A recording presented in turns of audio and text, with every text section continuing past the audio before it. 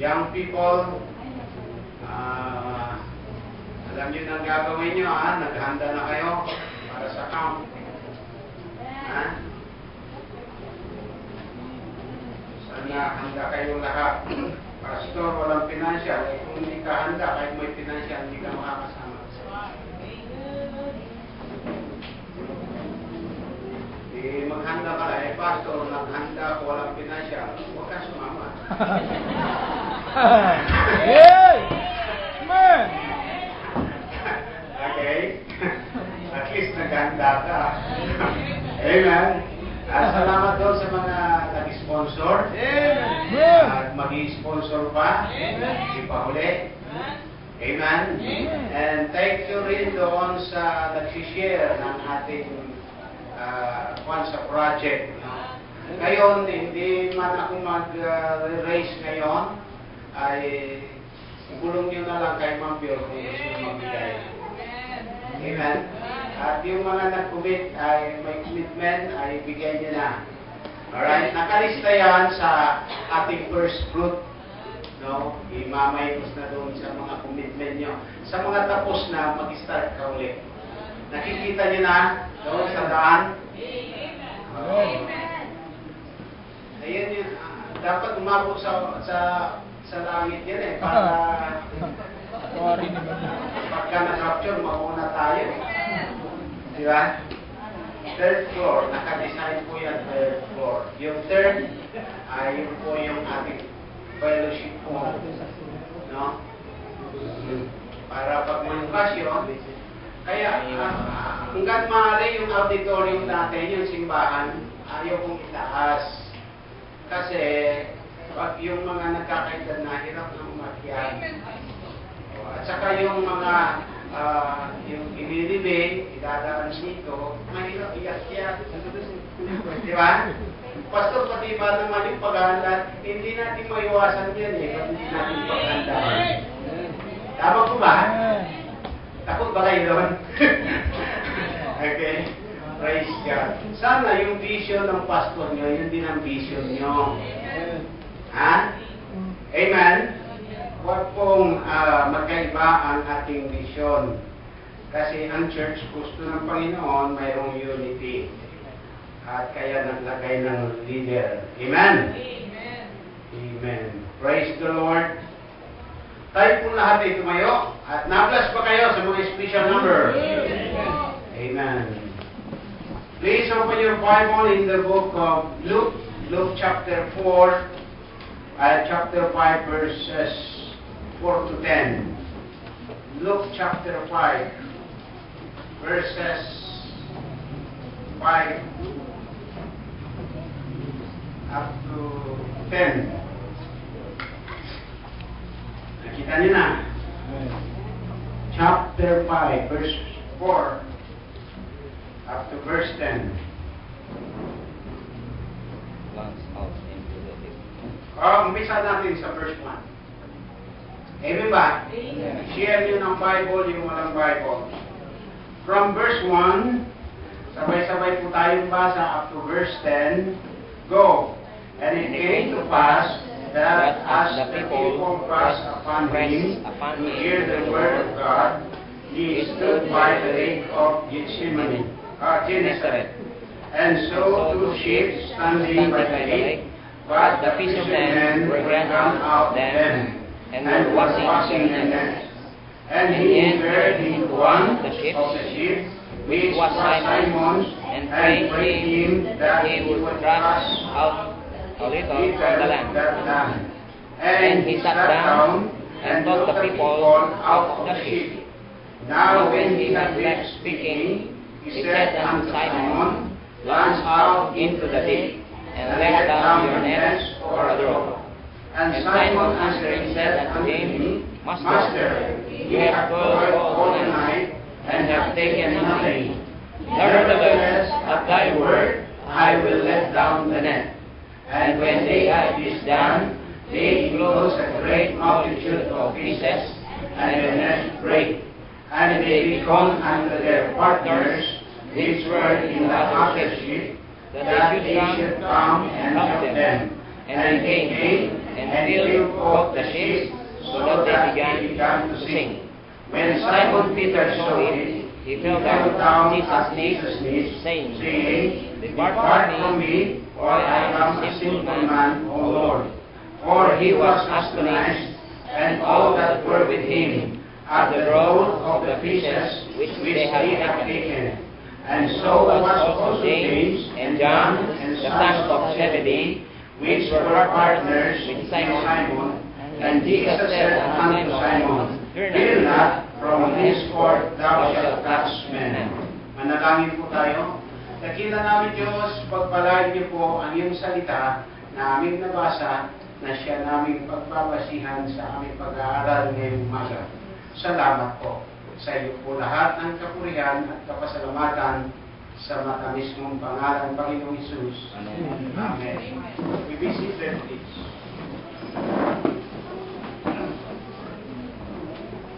Sa verse 11, itutuloy ko na po, and when they had brought the ship to land, they forsook all and followed him. Praise the Lord. Amen? So, the title of my message this morning, Christ has a need. Christ has a need. O nga Diyos si Kristo sa Kanya lahat. Pinahirap tayo lahat ng bagay na nasa atin Kanya. Pero gusto niyang hiramin para gamitin sa Kanyang kaluwalhatian. So Christ has a need. Christ needs His people now in this life to accomplish His purpose. To accomplish His purposes. So Christ depends upon churches to do His work, and the work depends upon the Lord's churches to bear the gospel to them. So Christ has a need. Amen? Amen. Yung sinimulang gawain ni Kristo, pinagkatiwala niya sa atin. Nakadepende si Kristo para ma-accomplish yung purpose niya, para ang mga tao ay maligtas. At nakadepende siya sa kanyang iglesia. At ang mundo nakadepende sa iglesia ng Panginoon para dalhin sa kanila ang gospel at maligtas sila. Ang mundo hindi kailangan ng reliyon ngayon. Ang daming reliyon ngayon. Pero tanungin mo yung religious man, are you saved? Hindi alam. Okay? So, ang ibig sabihin, mga kaibigan, mga kapatid, kailangan ni Kristo ang kanyang iglesia para dalhin sa mundo ang kanyang ebanghelyo at ang mga tao maligtas. Sapagkat ang kailangan ng mga tao, ang ebanghelyo, hindi ang relihiyon. Amen. Amen. Amen. Why? Sabi ni Apostle Paul, I am not ashamed of the gospel of Christ, for it is the power of God unto salvation to everyone that believeth, to the Jew first, and also to the Greeks. Ang kailangan ng mundo ang ebanghelyo ni Kristo. Now, paano naman malalaman kung madadala sa kanya sa kanilang ebanghelyo? Now, ito po ang ating topic natin, Christ has a need. Okay? Ano pong kailangan? Primarily, kailangan ni Kristo, pagkatapos tayong iniligtas, hindi tayo kagad inuwi sa langit. Bakit? Okay? Christ needs our lips to preach His gospel as He told His disciples. Christ needs our lips. Kailangan ni Kristo ang ating mga labi. Lahat ba kayo may labi? Amen. May bibig? Amen. Amen? Amen. Oh. Paano, Pastor, yung pipi? Huwag mong problemahin niya ang problema ng Diyos yun. Ang problemahin mo, ikaw, kung hindi ka pipi, kailangan kailangan niya yung lips mo. Okay? Hello, amen? So Christ needs our lips to preach His gospel as He told His disciples. Anong sabi niya sa Matthew chapter 28, 19 to 20? Go ye therefore and preach the gospel. To every nation. Right? Mga kapatid na binamahal. And baptizing them in the name of the Father and of the Son and of the Holy Ghost. And lo, I am with you always, sabi niya, teaching them to observe all things whatsoever I have commanded you, sabi niya, and lo, I am with you always, even unto the end of the world. So Christ needs our lips. So kung mayroon kang bibig, kasama ka dyan. Involved ka dyan dapat sa ministry ng pangangaral ng salita ng Diyos, ng pagpapatotoo, ng pagpapatestimony para dalhin sa mundo ang kanyang gospel. Because Christ depends on us. Amen. Amen? Amen. Para dalhin natin ang Ebanghelyo sa mundo, sapagkat ang mundo hindi kailangan ng relihiyon. Mayroon na silang relihiyon. Pero wala pa silang relasyon sa Diyos. Amen. So ang kailangan nila ay relasyon sa Panginoon. Ngunit paano sila magkakaroon ng relasyon? O nga, mayroon silang relihiyon, pero wala silang salvation. Paano sila? Paano yung kapitbahay natin? Paano yung mahal natin sa buhay? Paano yung kaibigan mo? Paano yung classmate mo? Paano yung teacher mo? Someday, harap sila sa white throne judgment. Hahatulan sila. Maaring maalala nila ang iyong pangalan. Bakit si ganito? Matagal kong kasama. Hindi niya sinabi, may impyerno. Lalo na kung mahal mo sa buhay yan.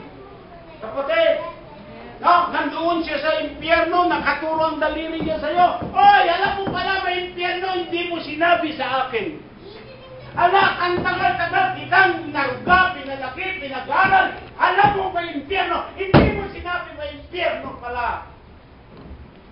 Naghihirap siya doon araw at gabi, doon sa walang hanggang kaparusaan sa impyerno. Paano sila? Dahil tayo ay naging talini, pero tandaan po natin, lahat tayo may bibig. Kailangan ni Kristo ang ating bibig para magpahayag na may Kristo ang tagapagligtas. Amen. Amen. Hello? Amen. Amen? Paano na yung mga kaibigan natin na sasabihin yung mahal na mahal ko yung kaibigan ko yan? Hindi mo nasira ng Word of God sapagkat naging pipi ka. Pero nais kong sabihin sa iyo, kapatid, na minamahal, Christ needs our lips. Amen? To preach His gospel as He told to His disciples. Alam mo, one time mayroong isang iglesia na ganun na lang ang kapipreach ng pastor. Mayroong isang miyembro na parang hindi pinatalaban.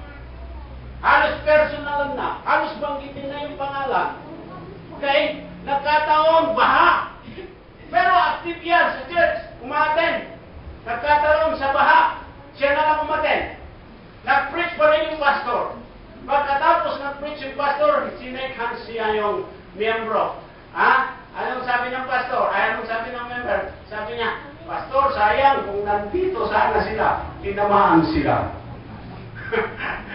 Hello, amen? Iniisip ng pastor, yung preaching, Pastor, praise God, sa akin yung preaching. Nakailang pa rin. Hello? Alam nyo, sometimes tayo ay nakakarinig ng preaching parang wala lang. Dinidedma lang natin, parang hindi para sa atin yung mensahe. At kung minsan nag-i-amen yung iba, alisin niyo yung mag-amen ka na para sa iba. Amen. Halimbawa, hindi naman si Abel. Amen, Abel? Hindi. Amen. Hello? Now, hindi kayo maka-amen sapagkat lahat kayo tinamaan. Amen.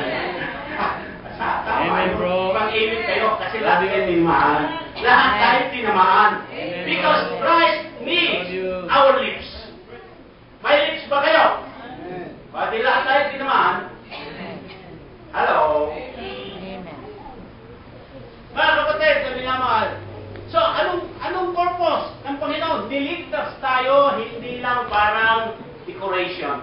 hindi lang parang flower base, kundi tayo ay magamit ng Panginoon. Now, ulitin ko po, Christ needs our lips. Amen? Isabol pa yan. Amen ba? Amen. Pati yung pag-amen, kailangan ni Kristo yan. Saan ang kagaling? Yung pag-amen, bunga yan ng ating bibig. Ha? So Christ needs our lips. Nagkaintindihan ba kayo? Sapol na kayo. Tapos na tayo doon. First point. Kasama ka doon? Kailangan ni Kristo yung bibig mo para magpaturo ka sa iba, para magturo ka sa iba. Yung mga wala pang Kristo sa kanilang mga puso, sila yung mga mission field natin. Hello? Oh. Sabi ng Pastor Rivera, ang iksing mag-preach. Direct to the point. Ayaw kong paligoy-ligoy. Ha? Kung sapul kayo, mag-amen kayo. Christ needs our lips. Okay? Number 2, Christ needs our obedience to glorify Him. Hello? Christ needs our obedience to glorify Him. Anong kwenta, kapatid, alam mo, kung hindi mo susundin? Mas malaking pananagutan mo, kapatid.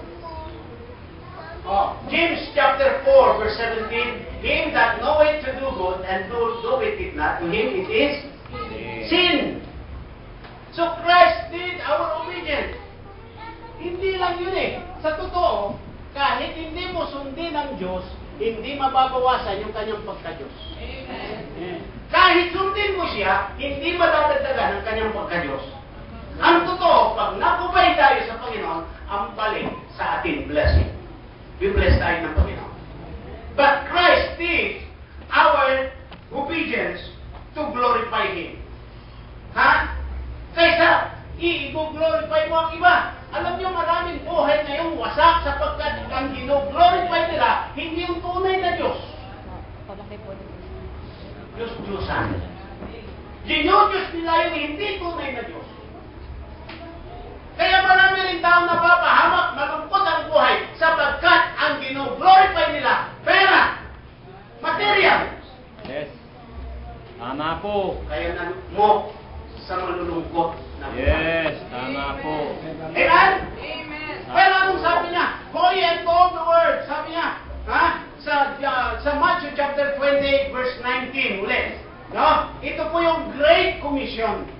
Ito po yung dakilang utos, mga kapatid, na minamahal na ihinabilin ng Panginoon bago umakyat sa langit. Sabi niya, go ye, therefore, and teach all nations, baptizing them in the name of the Father, and of the Son, and of the Holy Ghost. Go ye, therefore. So, Christ needs our obedience. Hello, amen?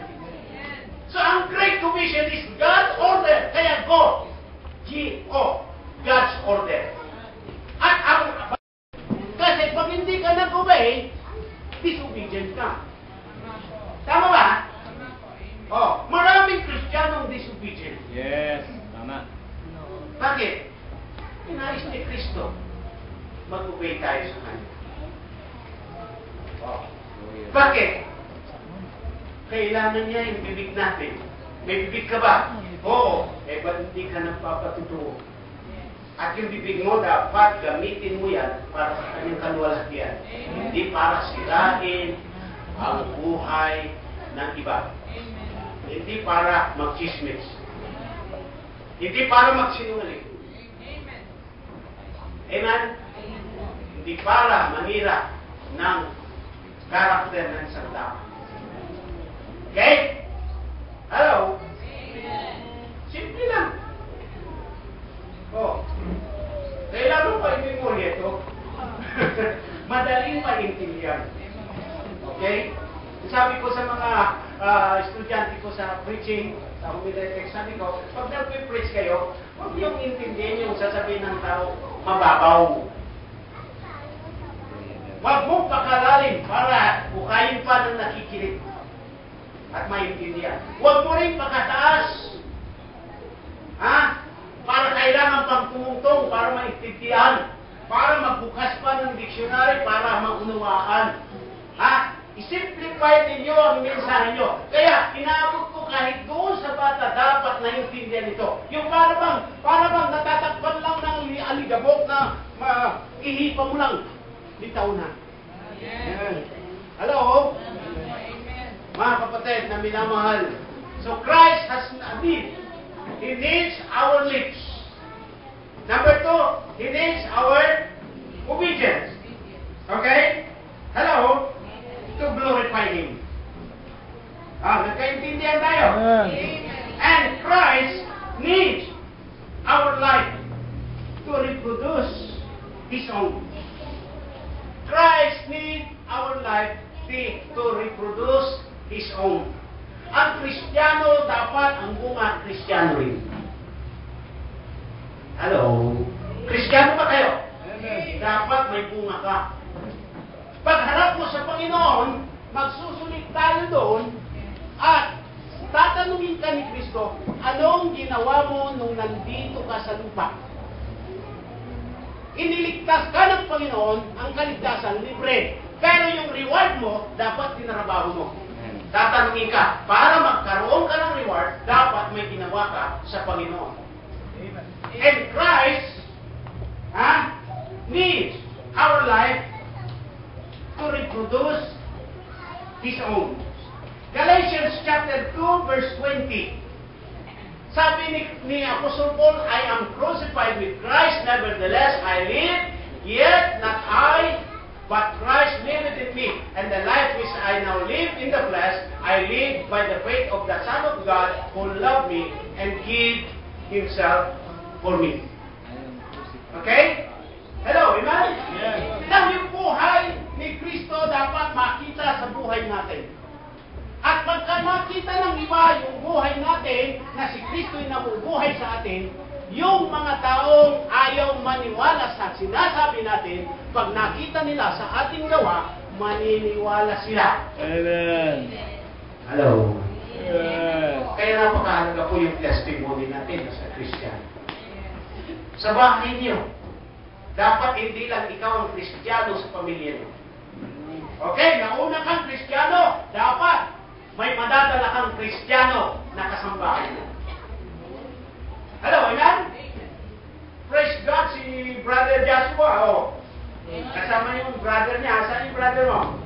Sana? Si JR, okay. Kasama niya ngayon. Laging naka-smile yan. Pagka kinamayan pa ako, Pastor! Okay, nakikipag-appear pa yan. Sabi niya sa akin, hayaan mo lang. Nakipag-appear, so, huwag yung gawin. Siya lang nakikipag-appear. Hello, mamaya nakipag-appear ka, tapos makipag-alayin ka pa sa akin. Alayin ka sa alayin. Mamaya, pagkatapos Akis. Close open, Pastor. Welcome ka dito, Yan, okay? Amen? So Christ needs our lips. Number 2, Christ needs our obedience. Number 3, Christ needs our life to reproduce. Dapat magbunga tayo. The fruit of the righteous is a tree of life. He that winneth souls is Wise. He that winneth souls is wise. Ang galing-galing mo, wala ka pa naman na dadalang kaluluwa sa Panginoon. Nagmamagaling ka. Hello? Hello? Amen. Sa katukuhan. Amen. Kung talagang magaling ka, dapat may nadadala ka sa Panginoon. Amen. Sapagkat yun ang tunay na kayamanan. Alam niyo, isang kaluluwa lang, hindi mababayaran ng kayamanan ng buong mundo. Kahit pagsama-samahin mo lahat ng kayamanan ng mundo. Hello?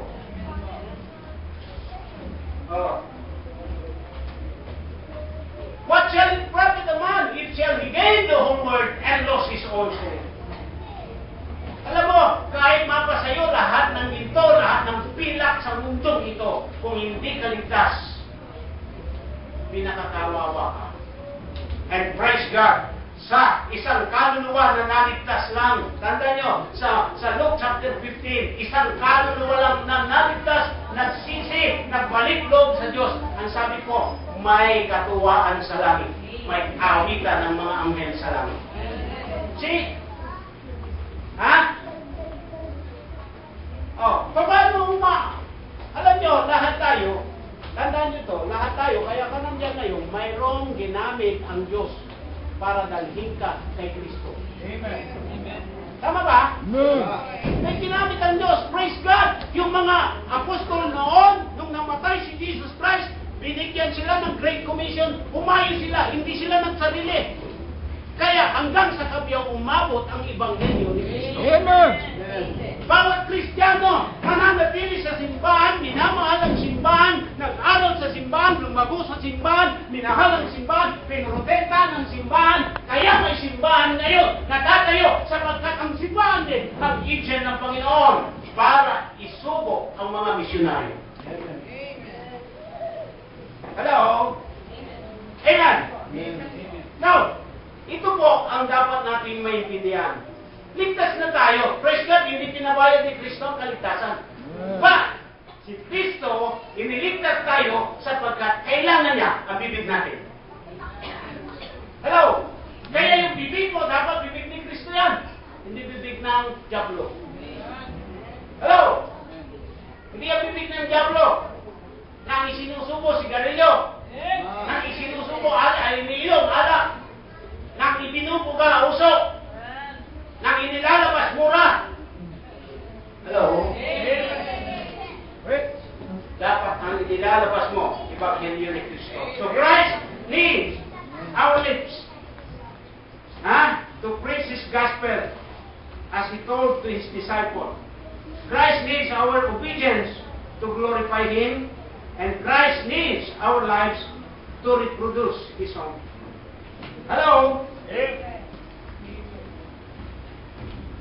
And number 4, Christ needs our praise to honor Him. To honor Him. In Luke chapter 17, verse 17, kapatid, Luke 17:17,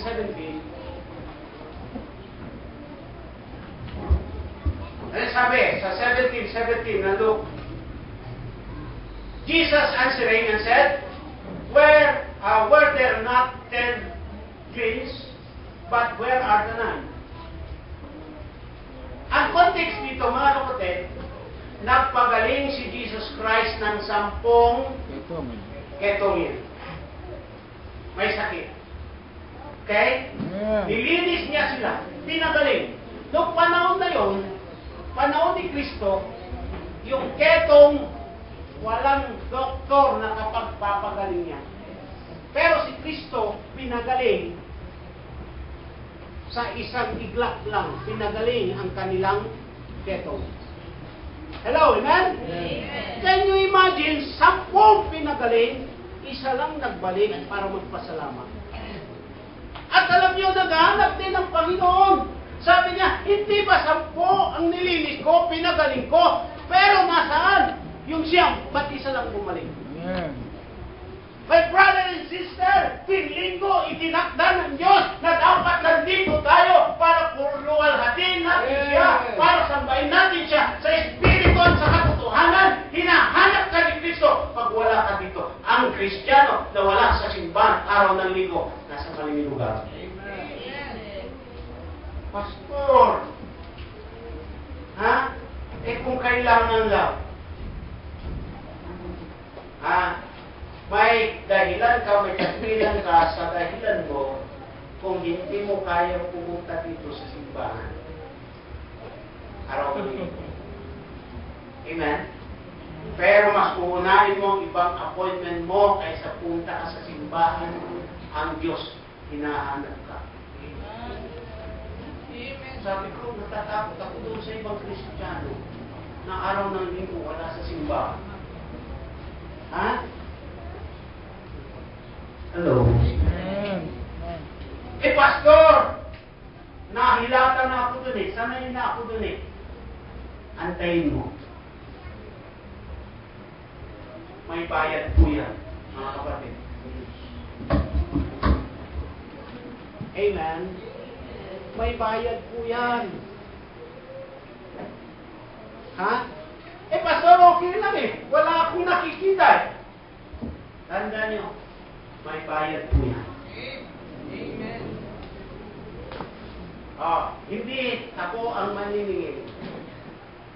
Hello? Hello? Sabi nila, bakit ganitong buhay ko hindi maayos-ayos? Bakit? Tapos isisiin mo ang Diyos. Kasi ayaw mo umayos. Gusto ka ng Diyos, maayos, pero ayaw mo umayos. Hello? Iniligtas na tayo. Libre na. Yung blessing natin, ibibigay pa yung blessing pa rin yan, grace pa rin yan. Pero, dapat, bigyan mo ang dahilan ng Diyos para i-bless ka. Amen? Amen. Alam nyo, pagka ganitong bagay na, seryoso tayo, namnamin ninyo ang mensahe.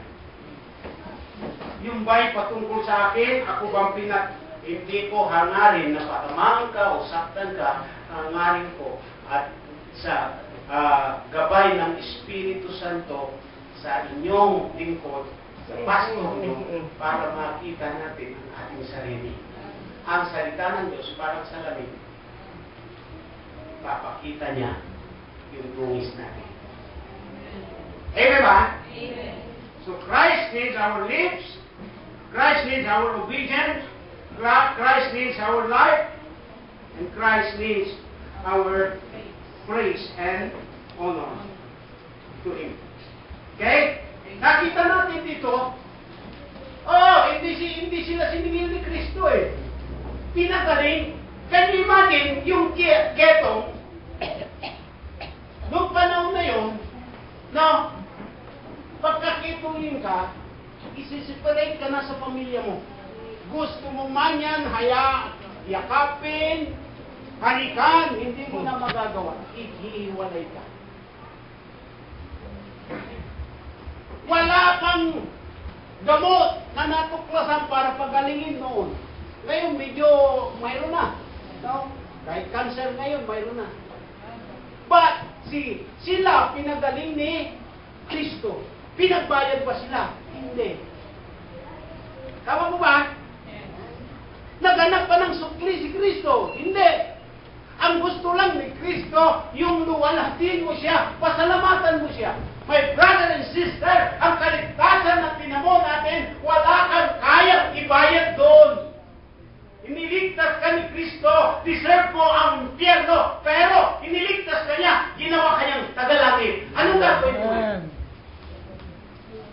Anong isusukli mo ngayon? Yung bang paglingkuran mo siya, nagbabayad ka ba? Hindi. Iluluwalhati mo lang siya. Hindi na dadagdagan ang kanyang pagka-Diyos. Pag sinamba mo siya, hindi rin nababawasan ang kanyang pagka-Diyos. Pag hindi mo siya sinamba, gusto lang niya, luwalhatin mo siya. Hello? Amen. So, he needs our praise and honor to Him. And last,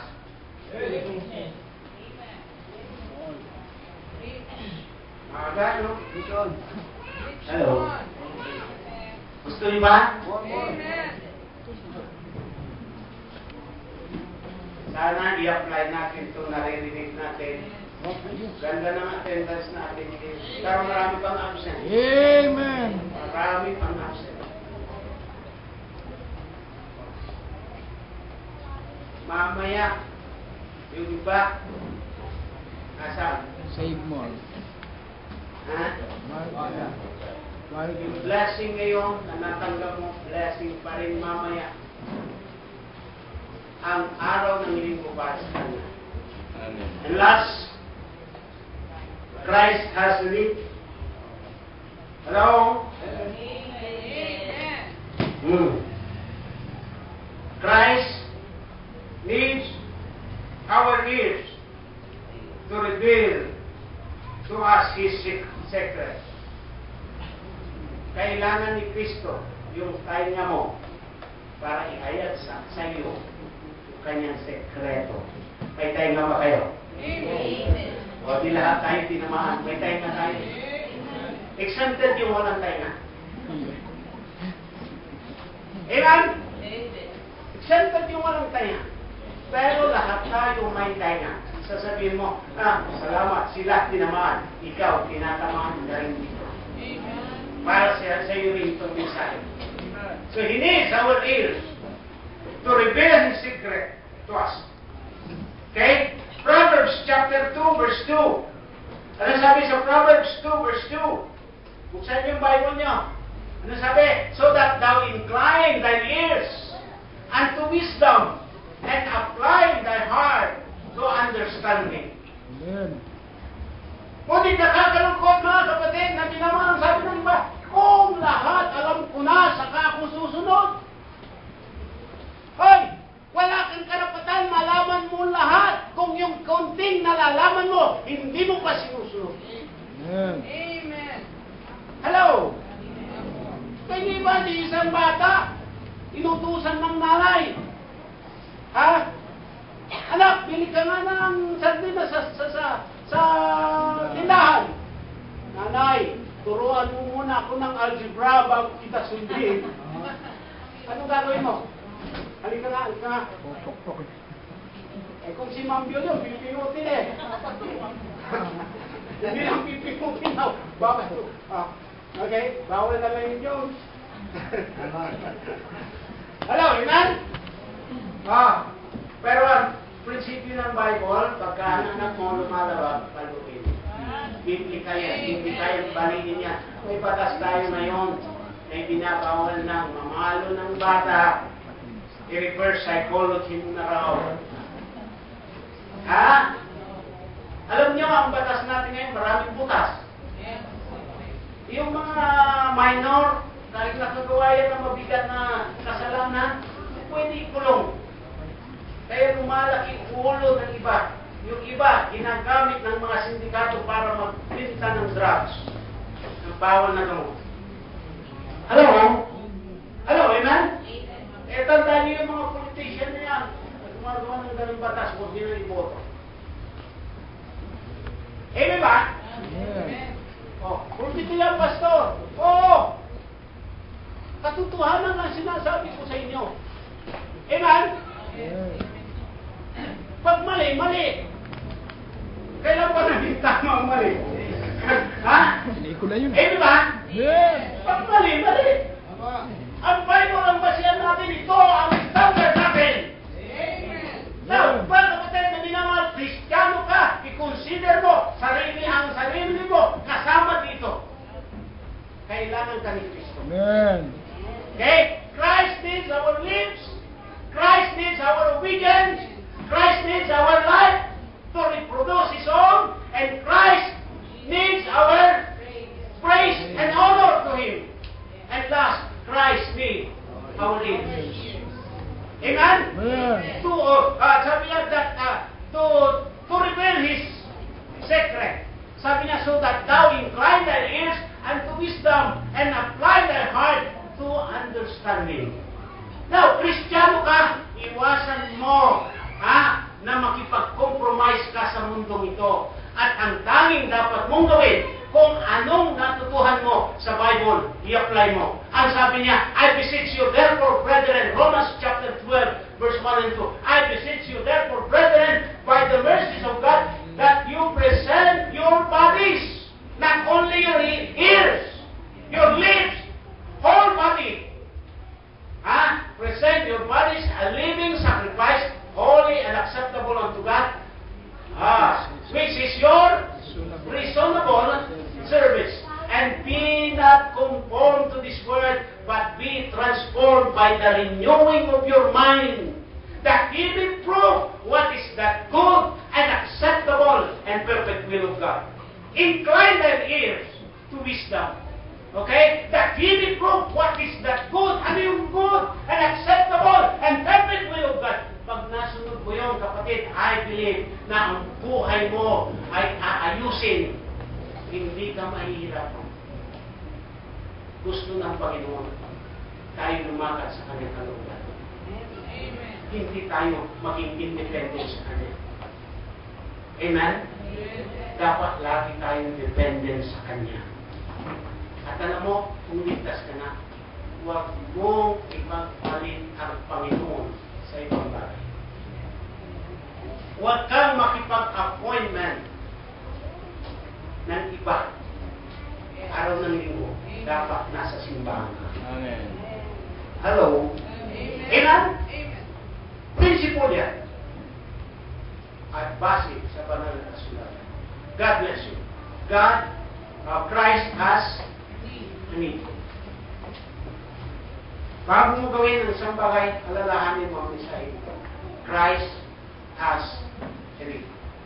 And He needs your lips, your obedience, your praise and honor, your life, and your ears. God bless you. Tayo lahat ay kumain.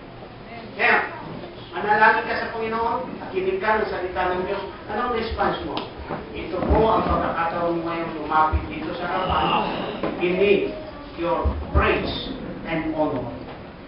Iba sa po yung pinagaling ko, nasaan yung siya? Hinahanap ka ng Panginoon. Hinahanap ka ng Panginoon. Lapit ka sa Panginoon at sabihin mo sa Kanya, Lord, salamat po. Ano man tinatamasa mo ngayon, tagumpay man, o anuman bagay, ilapit mo sa Panginoon, pasalamatan mo siya. He needs your lips. He needs your praise and honor. And talk to Him. Kausapin mo siya, Lord, thank you po. Salamat po. Saan? Sa Kabiles. Salamat ka, ngayon lakas ka. Salamat ka, ngayon. Nandiyan ka. Yung iba, wala na.